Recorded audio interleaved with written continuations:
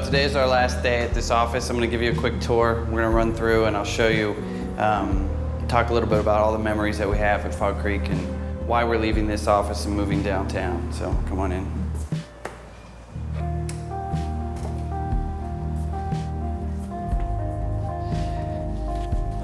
This space here is about 3,000 square feet, and this is what we moved into when we first came here. It was just this side. So there's 1, 2, 3, 4 offices on this side, and there were only 4 people when we first started and moved in here. We didn't know if we were going to grow bigger, but we had taken this half of the floor and the other half was empty at the time, so we always had room to expand. Over here is where we eat lunch today, and right now, this entire table is filled with people sitting right next to each other. So when we move to the new place, we'll have a lot more common area space. There'll be giant lunch tables, small tables for people to sit at. There's conference rooms. We don't have any conference rooms here, so we've never really had people come to the office to give sales presentations or demos or anything like that because we don't have the space to do it. So we're leaving the old space where we first moved into, the 3,000 square feet that we built out, that Joel wrote an article about, the Bionic office, talked about you know, why programmers should have their own private offices, how we designed that into our workspace. When we moved over here, this is the other side of the floor that we got maybe about 3 years ago. It was our second construction project. One of the other problems is that not only do we have not enough space for the people, we don't have enough space for just storing things. There's just stuff, you accumulate stuff, and we didn't really design this space to have a lot of room to put stuff in because basically we needed it for offices. Tomorrow's our big move day. They're gonna pack everything up, take it downtown, and I think we're really looking forward to it. I'm not personally gonna be too sad about leaving because our new office is just twice as good as this office, twice as big. Our aquarium's twice as big. The office space is twice as big. I guess it's just Fog Creek plus in the new office. And so it's exciting. I'm excited to move. So this is D.E. Shaw and Company. This is sort of a hedge fund investment bank kind of thing where Michael and I first met. We were actually working at Juno Online Services, which was launched by D.E. Shaw to be a free email provider. Juno got so big that they couldn't fit in the D.E. Shaw offices, and they moved half a block down the street here. The Bertelsmann building, much nicer, shinier, new building with all kinds of record executives in the elevators. And recording artists too, so you can see people like Puff Daddy and Christina Aguilera. Saw her in the building. I think the problem was that at Juno, management was sort of, they kind of pretended that they wanted to let people make decisions, but they kind of reserved the right to veto anything, and they would kind of interfere and micromanage in some of the smallest things in the stupidest areas. It was just too frustrating to keep working in a place like that. So that's when you decided to start Fog Creek? Yeah.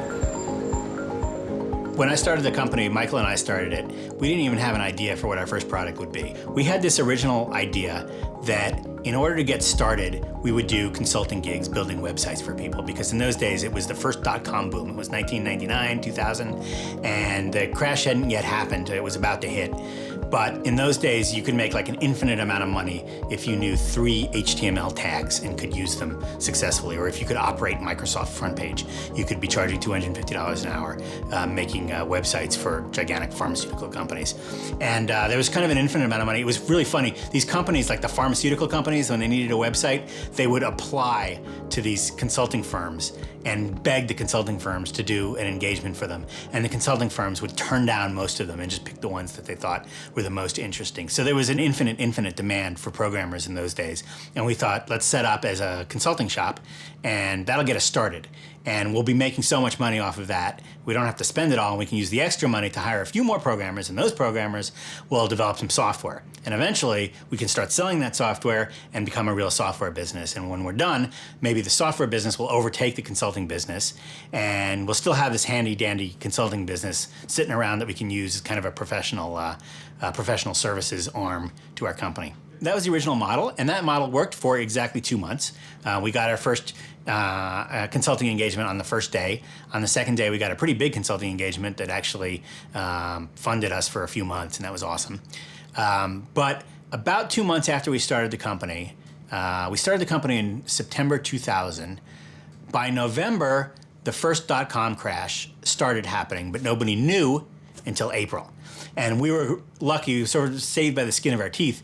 When we didn't have any consulting gigs, we ran out and picked a piece of software that we were using internally to track bugs and commercialized it and started selling it.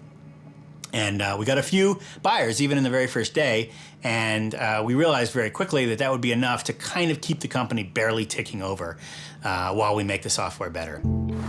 So this is 99 John Street, our very first Fog Creek apartment. We moved in here September 1st. It was an office. It just happened to be an apartment. A Fog Creek office. The whole time we were scared that we weren't really allowed to be running an office out of an apartment, Right. and eventually they would catch on based on the high number of daytime visitors we had. But they didn't care. They didn't really care. The whole building had been used as a dormitory because they couldn't rent out all the overpriced apartments. Michael and I just sort of struggled along with Fog Creek, basically barely taking out any salary, I mean enough to live on. We had the office in my grandmother's old brownstone. She owned this old townhouse in Manhattan.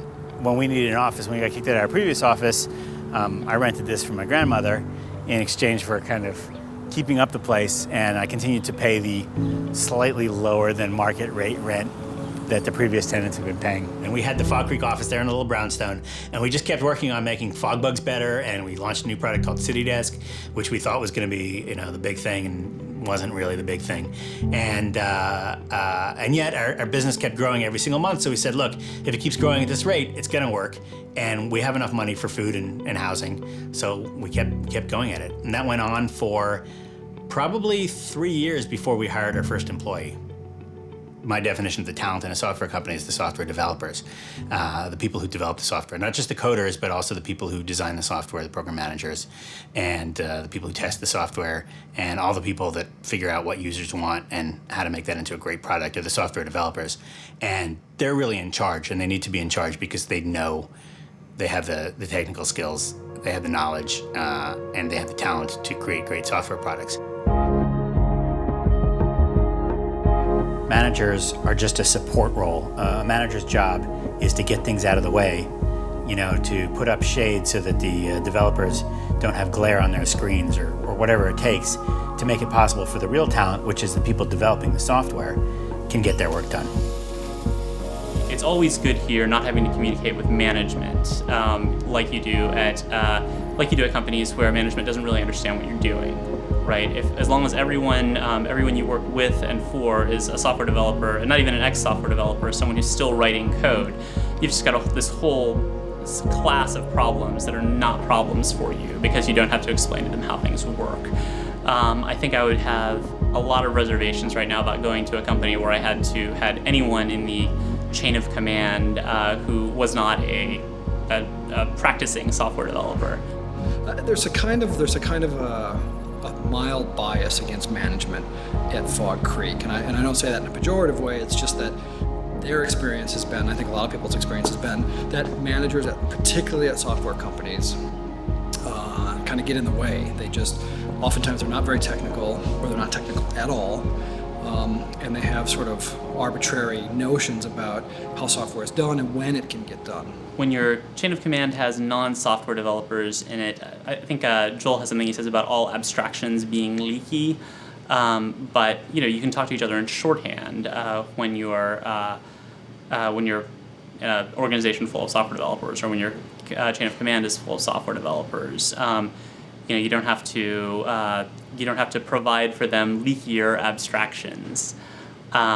If you tell them that you're working on a plugin architecture and you're going to do it by providing a set of interfaces, and that there's something called an app domain that's like a fake other process, then they're going to kind of understand what you mean, and have a sense of how difficult what you're doing is, even without you providing them with numbers to that effect. I mean, it's a whole different thing.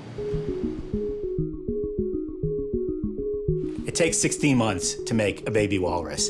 And if you need a baby walrus in 1 month, there's nothing you can do about it. You can't just take 16 mother walruses and create a baby walrus in 1 month. And the same thing is true about software, that adding a bunch of people to the team doesn't mean that it works faster. You can't take a project that you've calculated is going to take 900 developer months and do it in 100 developer months by using 9 developers because of that extra communication cost, because of the cost of all the people communicating with one another. There is a solution to this problem, believe it or not, that allows you to scale software teams, and it's fairly easy. What you got to do is concentrate on those communication costs and figure out how to make them not grow geometrically, but linearly in the size of the team. And the way to do that is to make sure that everybody doesn't talk to everybody else. Instead, you create an architecture, kind of a star architecture, where there's somebody in the middle whose job is making sure the communication happens appropriately. And that person is usually the program manager. So one of the most recent hires, one of the newest members of the Fogbug team, Dan Wilson, is being primed to become the Fogbug's program manager.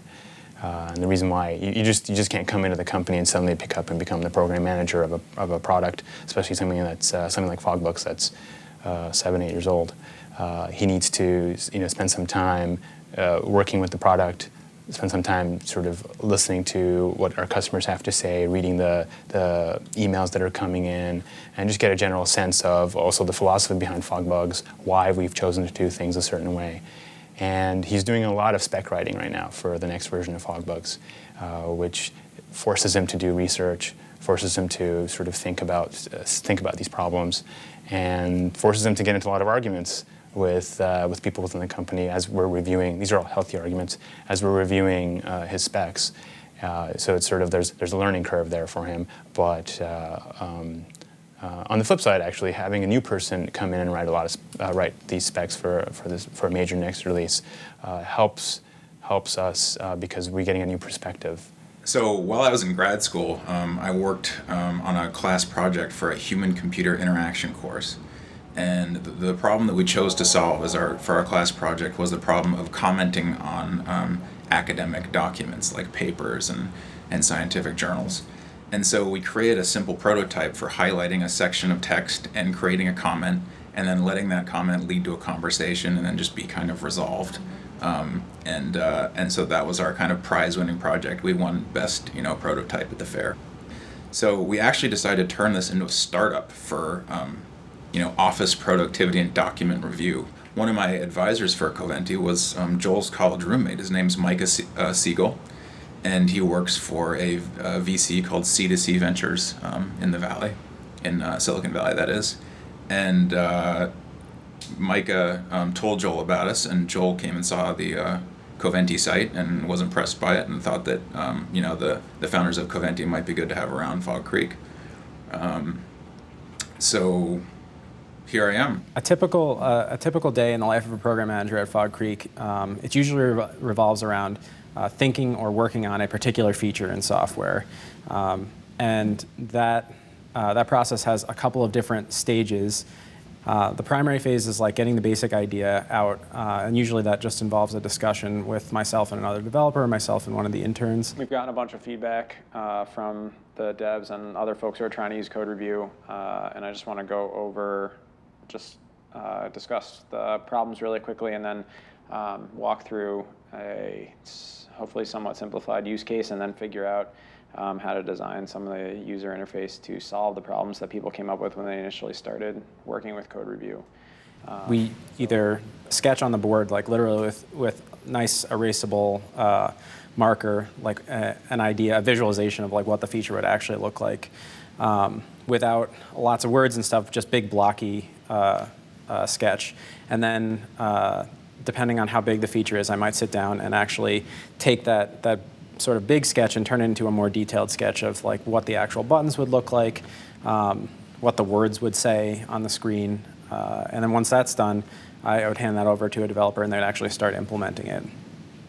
Program management is more than simply design. I'm constantly involved in, keeping an eye on customer communication that's going on, talking to people who are talking to our customers regularly to find out if there are common pain points, and then collecting that information together and coming up with a set of problems that we have yet to solve in the products that we make. That is a starting point for figuring out what might appear in a next version of one of our products. The interesting part is that since we all use our products here, we also have our own opinions about what are the next set of features that should go into a product. So part of my task is basically to corral those different points of input into a somewhat coherent vision or concept of a new version of an existing product or a brand new product. I'm responsible for making sure that the vision that we came up with at the beginning of the things that we thought were important has actually made it through each of those phases, and the product that comes out the other side meets the goals that we all agreed to at the beginning, but we might have argued about or made compromises on partway through in order to get the product finished. But it's still my responsibility to make sure those original goals are all met. It's really important when you think about a program manager to realize that they're not actually a manager. That title is a historical accident. A program manager is the peer of the development team. The program manager does not have the right to tell anybody what to do. They need to convince people to do something. There's a really, really interesting dynamic that happens when you're trying to design great software where the program manager and the developer are coming at it from different attitudes. The developer is coming at it from the point of view, what's the easiest software to develop? How can I build this thing? What's a nice, elegant way to build this software? And what seems to make sense to me. And the program manager is coming at it from the perspective of, what's the most awesome thing that we could possibly build for users? It has to have a 30-inch screen, although it fits in your pocket. It has to have the telepathic user interface and cost less than $1. And somewhere in between there is the correct answer, is the software that you're going to build. It's going to be reached by a compromise between what's practical and what would be the most awesome thing to give a user. Therefore, it's really important that the program manager and the developer be peers, because if either one of them can overrule the other one, then this debate never happens. Eventually they just lose interest and one of them just does what the other one says. And so if the developer is in charge and the program manager is merely providing suggestions, then the developer really has no obligation to listen to the program manager, and you build software that is real fun to write the code for, real easy to implement, but doesn't actually serve any useful purpose to the user. Similarly, if the program manager is actually a manager and can boss around the developer, at some point they're just going to require something to be built that's either ridiculous or impractical or just can't be built in a reasonable amount of time. And so it's very, very valuable for the developer and the program manager to be stuck as peers, arguing eternally until they finally wrestle out among themselves some conclusion. Blah, blah, blah, blah. Blah, blah, blah, blah, blah, blah, blah. Blah, blah, blah, blah, blah, blah.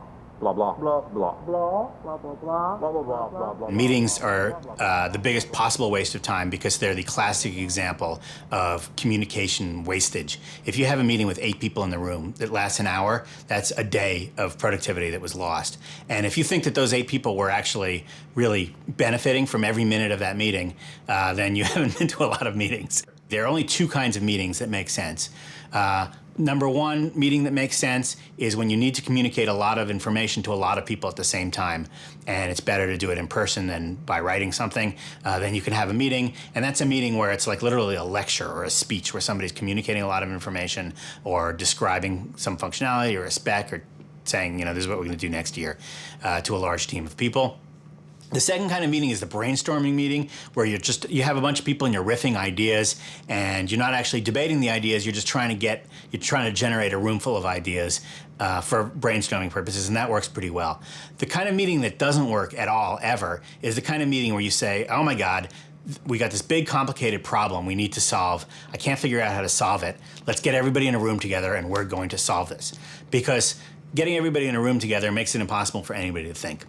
And in fact, those are the least effective meetings. Those are the kind of meetings where you don't really know what you're going to get out of it. You get a lot of debate and discussion, and you can never quite reach a conclusion. And nobody actually has time to stop, think through the problem, write down a detailed solution for it, and then show it around, which is what you really need to solve those hard problems. You probably want to try to figure out what's the minimum number of people that you need in every meeting, what's the minimum number of communication paths, and have a program manager whose job is being on top of that, making sure that the people that need to know things find out about them, and the other people actually don't find out.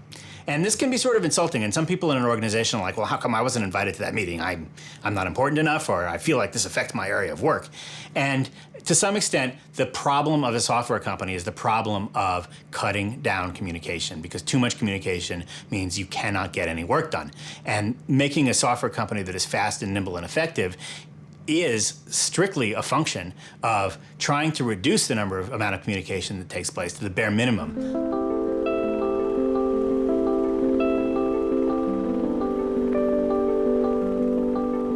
When I started working at Fog Creek, I was just sort of amazed at how little hassle there was. I had a very small, clear set of things to work on, and I worked on them, and more or less got to write software all day, which was very unusual coming from a big company, coming from Amazon. Getting to just write code all day, especially new code, was a pretty rare occurrence. This is New York's Garment District, the last manufacturing neighborhood in New York City, an adult DVD center. It's a little bit of a dump. But this is where office space was really, really cheap. So our first real office, it was actually in an office building, is right here on 8th Avenue. We were bootstrapping very cautiously. We weren't doing any advertising, which is a good thing because our product wasn't that great. And if anybody had tried it, they would have said, this is sort of a not that great product, although it got great. But that took several years of coding on it before it got to be really great. We had one employee when we moved in there and a couple of summer interns. And we hired another employee pretty soon thereafter. And it wasn't long after that before we started growing at a rate where we could hire people pretty much whenever we wanted to.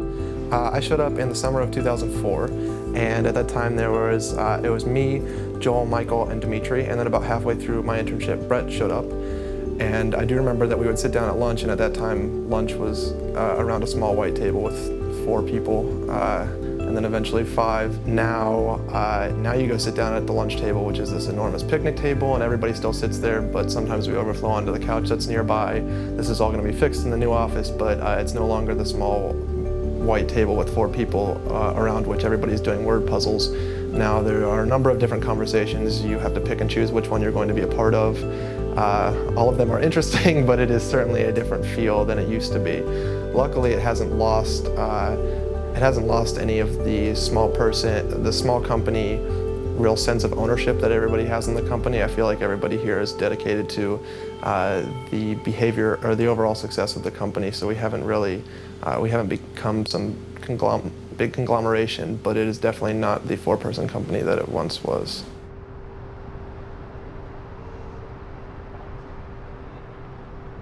Fog Creek has underwent many changes since I started here. We really didn't have any reliable mechanism for ensuring that a build of FogBugs was up to even like our smoke test standards to just say, this will install on these machines and you can use these commonly used features and we can be reasonably sure that our customers can get work done if we release this.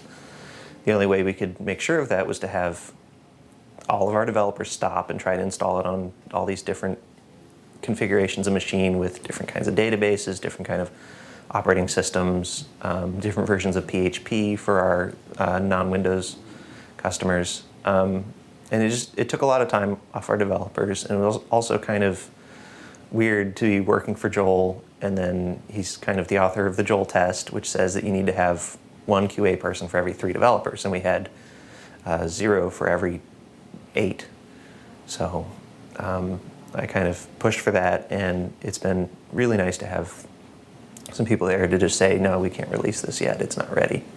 The first thing you have to know about testing is that the word is used in 2 completely different ways. There's this new kind of agile way of using the word testing to refer to the automated test suites and the unit tests that and test-driven development that a software developer uses to make sure that their code does what the developer intended that it do.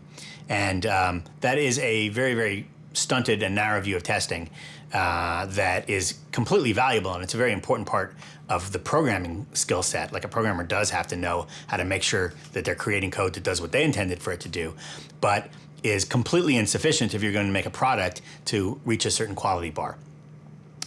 What a good tester on a team will do is look at a product, look at a feature as it's been implemented, and look at some code, and first of all, make sure that it works in all the ways that the programmer did not think of or was too lazy to think about. So when QA first gets a build from development, if any changes have been made to the build, the first thing that QA needs to do is run a sanity check on the build. And a sanity check is known as different things in different companies. Sometimes it's known as a smoke test, sanity test, a user acceptance test. We call it a sanity check here. And the main purpose of that is to make sure that nothing major has broken in the build. So what do I mean by major has broken? What does that mean? So there are core elements to any software application. And we want to make sure that these core pieces of functionality have not broken in a build. So for fog bugs, that would mean things that users would use on a daily basis, pieces of functionality that people use all the time. So these are the things that we're going to test. So here, I just brought up the most recent build of fog bugs, and I'm going to log in as a default admin user. It's just not in the best interest of anyone for developers to be doing quality assurance, to be testing their own software. One, because the development mode of thinking is very different from the QA mode of thinking. Developers are building things and QA is breaking things, so that's like a fundamental difference right there. But also I think that it's probably not the best process for someone who is building their own software to then test their own software. It's too close. So you need QA to be sort of like an objective group that's coming in, looking at something fresh every time. The mindset of a programmer is, I am trying to get this code to work. The mindset of a tester is, I am trying to get this code to break. And so programmers tend to have code that doesn't quite work and struggle and struggle and struggle, and it still doesn't quite work. And eventually they get to the point where it works, and there's a sense of relief. They're done. It works, kind of. And what they've really done is they've gotten one little case, one edge case that they were testing for to work perfectly. But at that point, they generally don't have the energy. It's amazing how developers, a programmer with years and years of experience, who's a great programmer, will be writing code like literally the 10th year of their career, and they won't bother checking for zero length strings and strings that are way too long and strings that have spaces in them and all the weird edge cases, the common edge cases that they've known about since college, and they still won't write code. They won't bother testing for them because the programmers are they're not in that mentality, they're not in that mode. So what's amazing is how a tester testing a great developer's code will just do the standard tricks of, like, I'm gonna try putting a lot, overfilling every possible field, putting in letters into the zip code field and the telephone number field and all that kind of stuff. And they'll consistently find bugs that way, just doing the basic stuff that the testers do. This isn't a failing of programmers, this is why you need testers. There's one other main thing that we do in sanity checking, which is running diagnostics. What diagnostics does, it's sort of like if you go to the doctor for a checkup, it's basically just making sure that, like, everything that should be running, all the processes that should be running, and all the guts of the application, in a sense, are doing what they should be doing. The two main developers on Copilot have told me time and time again, it's really good that you're here. It's really good because I'm finding tons and tons of bugs, and also apparently before I joined, like, their release process was a lot sketchier. Like, they'd push something to production, there'd be a crash, they'd have to roll it back, they'd fix it, then they'd roll it out again, they'd find another crash. So now that QA is here to test all of these things before it gets pushed to live, the pushes to live are just a lot smoother. There aren't a lot of huge bugs found in the field in general. So it's just really streamlined the process a lot more. Every developer needs to know that there's a tester they can go to at any time and say, I just wrote this code, test it for me, please. And the tester needs to have enough time to be able to test it right away, to be able to give immediate feedback and say, this is really great, or these things are broken, could you fix these things, please? Or I just don't get this. Without that level of very, very rapid feedback, the developers, there's just no chance that developers are going to get any better at what it is that they do.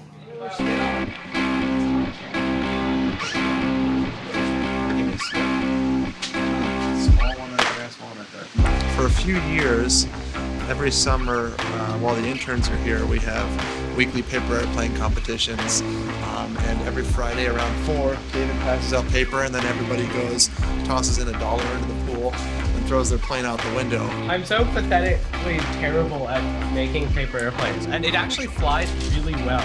I'm kind of surprised. The floating fool or the red barn should be orange barn, but I'm calling it the red barn. You win by having your plane stay aloft for the longest amount of time, and if the plane stays in sight and doesn't hit a wall, then you win all your cash and start your weekend off well.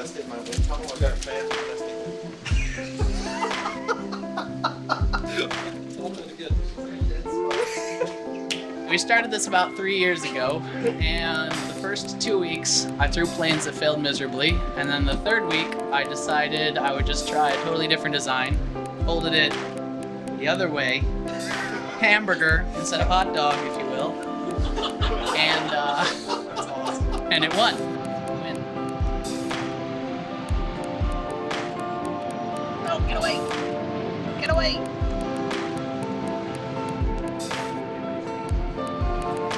Because you can't reach on 10, right? P6, Steven?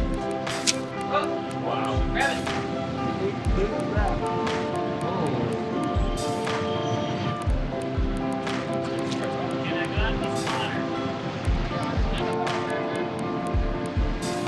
Oh, shoot. I just got compared.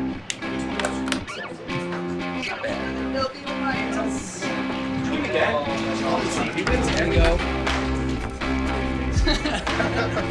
The paper airplane contest is an interesting example of refining specifications because we started with just the idea of having a paper airplane throwing contest, and we threw the first few planes out the window, and what happened was they would fly and one of them landed on a ledge on the building next door.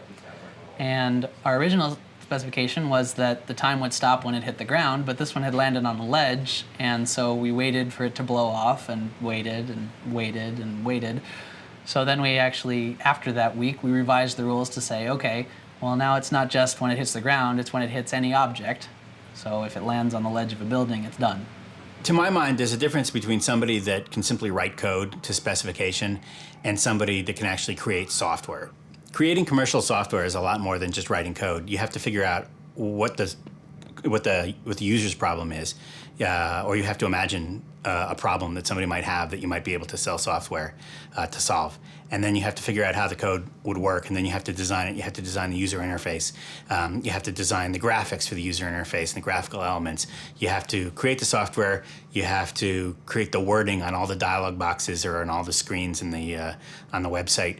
You have to formulate whether it's going to say sign in or sign on or log in or log on or sign off. You have to figure out how to make the software localizable so it can be used in different countries. You have to figure out how to provide help files so that people can figure out how to use it and whether it needs help files or not. You have to figure out how much to charge for the thing, and then you have to sell it to customers, and you have to provide some kind of download capability for the customers or manufacture disks if you're living in the past. You have to figure out how to make a complete product that somebody can buy and get a complete package that is software. And doing this is what I call software development, and the people that do this are software developers. And that's a much wider and more difficult role than strictly programming, which is just a matter of making a compiler do what it was told. Here at Fog Creek, until we hit about 15 people, we didn't really want to hire pure coders. We didn't really think that we had a space for somebody whose talent was entirely in writing code and who wasn't going to be able to contribute to the other areas. As we got to be a larger company, we could afford to have more specialists. We could afford to have a person who was really, really talented at writing code, but not so talented at the other parts of software development.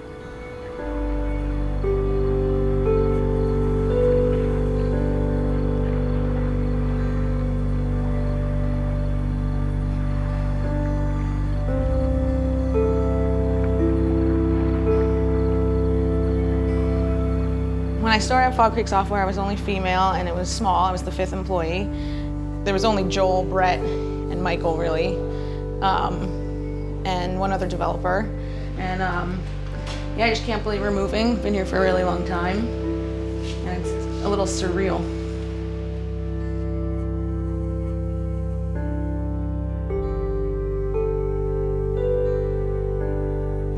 When I started, there were really just 4 of us, and now there are about 20. So it's gone from a tiny company to, I guess, a smallish company.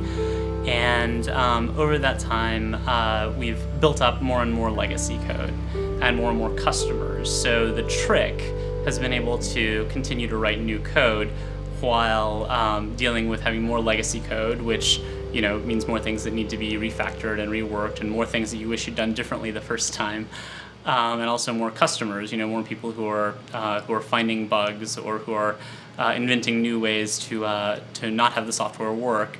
So the challenge has really been going from really not having that many phone calls during a day and having one customer service person able to handle most of them, to sort of having this constant press of those kinds of things. So we now have like a dedicated customer service department. Okay, so we have that last link plugin that I'm going to actually file a feature on. And did you have anything else, or was that it? We've always been kind of a small company, and we're always trying to figure out how to reduce our tech support costs and avoid having to hire hundreds of people to solve problems for people. So we came up with this concept called Fix Things Twice. Fixing things twice means that when a tech support person takes a call, they've actually got 2 problems. One is solving the customer's problem right away, and number 2 is making sure that that problem never happens again, so we never have to deal with that problem. So essentially, every time a customer contacts us with a problem, there are 2 bugs. There's the bug that caused the customer to have to contact us, and there's the bug that's the customer's current problem, which needs to be fixed. So I'll get back to you, I think, on that one last issue that we had. There's just the install issue for FogBug 7, and otherwise I'll just go and talk to the developers about these feature requests, and I'll let you know in a little while. Okay. Great. Thanks, Mark. You have a great day too. Thanks. Bye.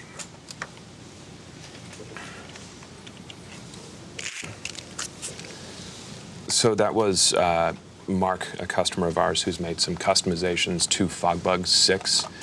And they're obviously very techy. So what I wanted to do was go through with him and figure out what changes he had made to the software and if they could be replicated with our new plugin architecture. It turns out that most of it is actually very easily replicable, and we got a couple of really great ideas for new plugins that will be useful pretty much for any customer out of the call. So a really productive call, and really really indicative of how engaging with your customers can give you great ideas as well as help your customers. We make an effort to have our tech support department, whatever that means. Our tech support department has to be able to communicate back to the development team and get them to fix things. That means that they're constantly looking for ways to avoid customer problems ahead of time rather than dealing with them after the fact. Hey. Hey, what's going on? I just assigned a case to you. It's not a lot of details, but I just wanted to get your feelings about the plugin architecture, just because you know it. I was just thinking something along the lines of a generic plugin where you could put in like a URL template and a label, and it would show up as a custom field on the bug page, and then so I could just put in like an order ID or whatever for that was associated to a given case. And as soon as I hit OK, that would just pop up as a link to any outside system, like an arbitrary outside system that was web-based. Got it. So you want to like populate into a URL? Yeah. Okay, got it. And you want to do this as part of custom fields? Well, I'm coming to you because I know you wrote custom fields, and I wanted to know if that would fit. This feels to me like it would actually be a separate plugin because we don't want custom fields to get real complicated. Right. But it turns out it's really easy to write. Pardon me. It's really easy to write plugins that are like that. Because of the It's library. about bug fields library. So, that's how I think we should handle it. Totally rather cool. than making like a big custom fields into a big super plugin. Yeah. Oh no. Sounds totally great though. Okay, great. Okay. Cool. Thanks. Take it easy. Sometimes it really, really surprises me when you're dealing with like a large cell phone company or a cable company that you call them up with a tech support problem and you know they keep having this problem again and again and again and again, and for some reason their solution to this seems to be just to pay whatever it costs to provide tech support, and then they try to reduce the cost of that by outsourcing it. So you've got, thousands and thousands of people in some foreign country trying to provide tech support for a problem which an engineer might have been able to fix with a small investment. We found that being absolutely methodical here at Fog Creek about Fix Things Twice has meant that our tech support costs have not gone up, even while the number of sales we're making, the number of customers we have gone up by a factor of 10. We're trying to fix things twice in system administration as well, and we're trying to make sure that our system administration, whatever it may be, the servers that we're maintaining, the software that we maintain for customers, gets better and better and better and better and more reliable over time. So rather than just fixing things when they come up, we try to fix the underlying problem that caused that thing to come up. And the way we do this is by asking why 5 times. We have 2 of these network cards, and they're both blue, and they both have a yellow man on the back. Why? I don't know, they painted it there. He's yellow against blue. Why? They thought we just wanted to look at the backs of our network cards. Why? Because we have nothing better to do. We just pretend to work. Why? Why? Why? Because we're system administrators. We don't know what we're doing.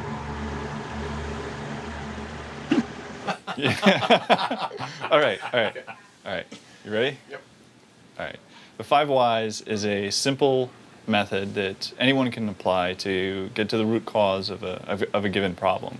Rather than just band-aiding a solution and treating the immediate symptoms, you start asking the question, why did this happen? And then you continue from there asking recursively why until you get to a point where you can instate a policy change that will prevent this from ever happening again.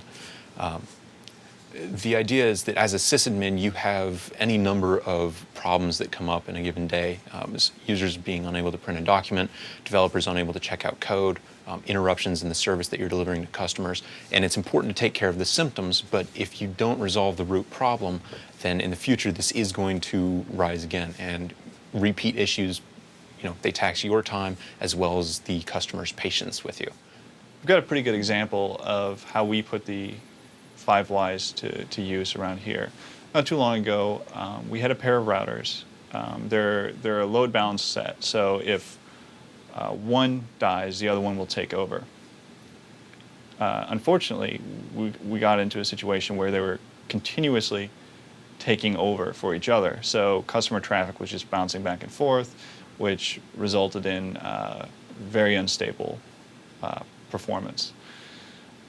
When we were able to check into the situation, we found that there was after a lot of work, we were able to discover that, okay, so there's a bad cable in place here, and we were able to get that replaced. So we treated the symptom there, but what we determined to be one of our biggest problems here was not so much that the cable was bad, because things will go bad, but that it took us so long to diagnose that. So we asked why. And we discovered, well, the operating system actually doesn't have a built-in logging mechanism for this sort of thing. So we continued to go deeper. We asked, well, why not? And we actually engaged the operating system authors. And through that process, we were actually able to come up with a solution of our own to log those incidents, so we would have that diagnostic information available to us in the future. In summary, use the 5 whys to get to the bottom of any situation. A problem comes up, take care of it, get it knocked out, and then figure out why that happened and how we could stop that from happening in the future.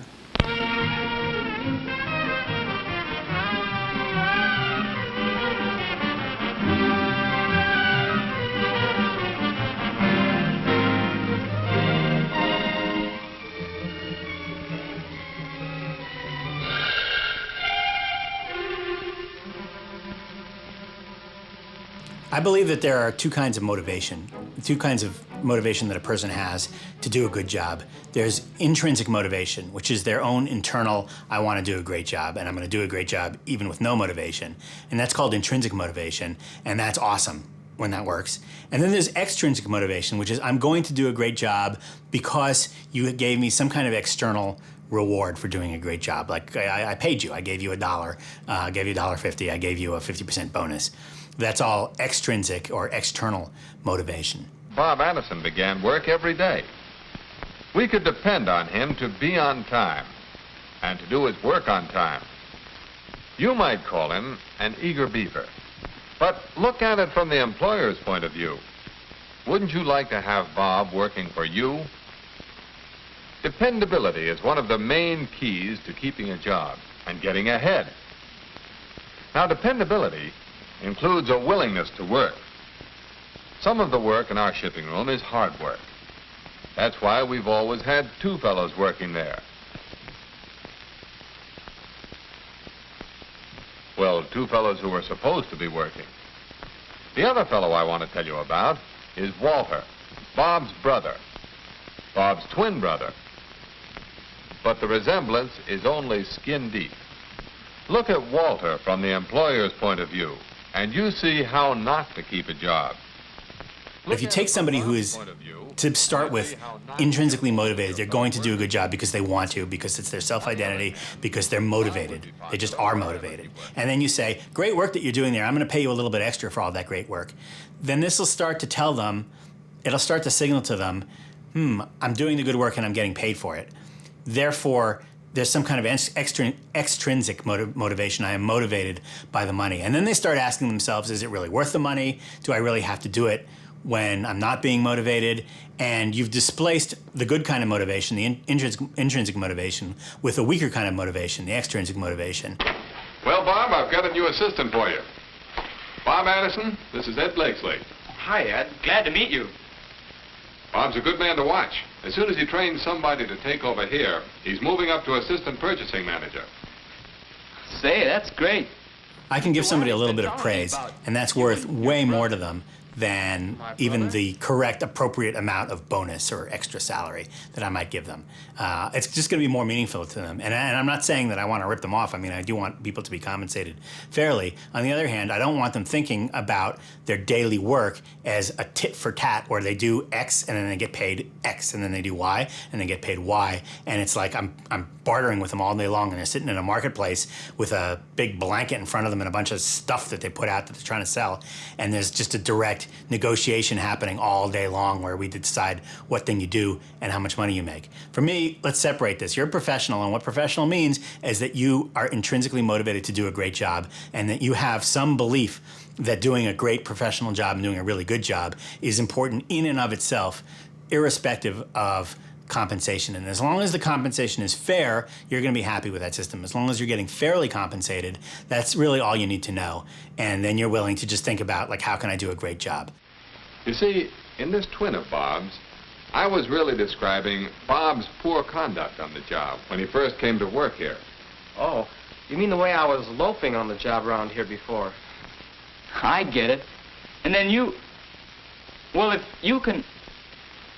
Say, Mr. Wiley, did I ever tell you about my twin brother?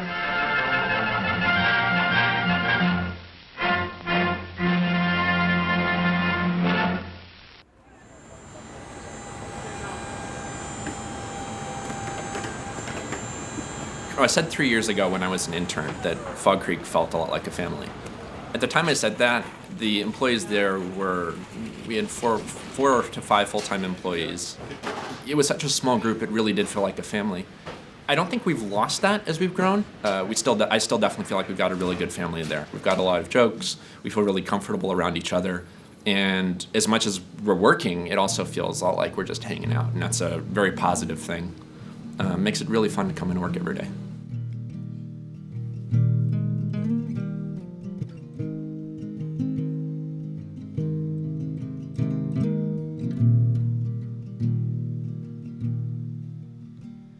You don't learn from nothing. We're dumping out the iced coffee reservoir. Yeah, that's how you know we're really gonna go. Because if we were gonna stay, we'd make sure there was some cool coffee on hand. Am I wrong? No. I'm not wrong. I'm not wrong at all. Upside down here in the pack. No, just dry them off of there and pack them. We're getting there. We're almost ready. I'm tired as hell. For the most part, I think we're packed up. Yeah, there you go. That's right. Your heart's living room. So take up your yoke to follow. Your life choices have to prove if you're out of your mind. Then there's nothing to do. Or nothing to do.